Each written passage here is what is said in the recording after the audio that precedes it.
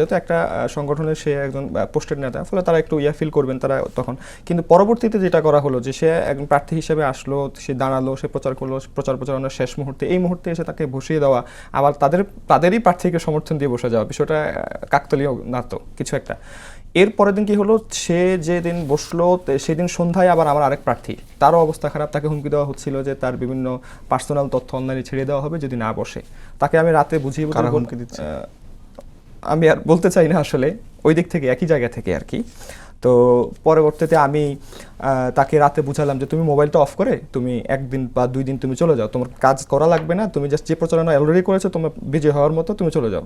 তো ছেলেটা মেনে চলে গেল রাত্রিবেলা। কিন্তু সকালবেলা সে আবার আমাকে কল দিয়ে পুরো কান্নাকাটি অবস্থা যে ভাই আমার হচ্ছে বাবা মা কান্নাকাটি করছে, আপনি কি, আমি তাকে বুঝাইতে গেলাম, পরে সে বলতেছে ভাই আপনি আর কোনো কথা বলবেন না, আপনাকে চান আমি সুইসাইড করবো, আমার মানসিক অবস্থা এই অবস্থায় আছে, আমি পারবো না কোনোভাবে, আপনি আমাকে আল্লাহ হাফেজ বলেন।